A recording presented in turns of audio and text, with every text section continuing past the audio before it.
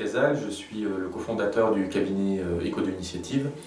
On est spécialisé dans les accompagnements de démarches d'éco-conception, de démarches de développement durable au sens large du terme, et aujourd'hui de plus en plus dans ces démarches qui travaillent sur les produits ou les services pour les concevoir de manière beaucoup plus durable. Donc on accompagne aussi bien des entreprises, des petites entreprises dans l'industrie, comme des plus grandes sociétés qui ont par exemple des services, comme dans la restauration, et donc on va éco-concevoir l'ensemble du processus.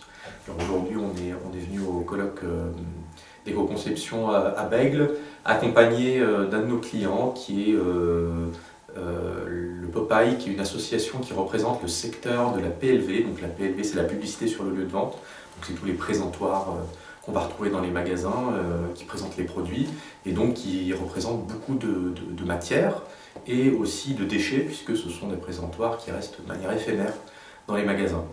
Donc on avait des vraies problématiques là-dessus. Et on a réussi à mettre autour de la table l'ensemble des acteurs et à développer un standard, un label d'éco-conception pour le secteur qui va labelliser, qui va certifier la démarche d'éco-conception d'une entreprise. Donc c'est pas sur le produit tout seul, c'est sur l'ensemble de la démarche. Donc pour assurer que toute la réflexion d'éco-conception, pas uniquement sur un produit par an, mais sur l'ensemble des produits qui sortent, il y a une démarche où on va se poser des questions sur l'ensemble du cycle de vie. Donc on est ravis d'être à Bègles pour cela, et on a participé d'ailleurs à une table ronde avec des entreprises du secteur de la PLV qui n'ont pas forcément participé au projet, donc qui ont découvert cela également, et on a réfléchi sur ce que pouvait être l'éco-conception dans ce secteur-là. Donc moi je suis ravi d'être ici. Je trouve que l'organisation est très bien faite, et en même temps l'évolution, je dirais, entre conférences plénières et ateliers de travail est justement très dynamique par rapport à ce qui se fait par ailleurs. Donc de ce point de vue-là, on n'a pas le temps de s'endormir. Et donc voilà, je félicite toute l'organisation pour ce colloque. Les gens qui étaient avec moi m'ont dit qu'ils avaient envie de revenir l'année prochaine également. Donc ça veut dire que ça porte ses fruits et ça provoque des réflexions.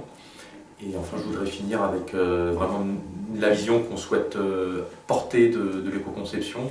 Il y a eu un mot qui est revenu souvent depuis ce matin, c'est l'innovation. L'éco-conception, c'est vraiment une nouvelle manière de voir l'économie, et surtout une manière innovante, pas du tout un retour en arrière, mais au contraire quelque chose qui va permettre de gagner en valeur ajoutée pour les entreprises qui s'intègrent dans ce processus. Et donc l'éco-conception, ça permet de faire beaucoup mieux, de meilleure qualité, plus intelligemment et aussi moins cher, et pas forcément comme on imagine plus cher. Voilà. Donc ça, c'est vraiment le message que j'essaie de porter de ce point de vue.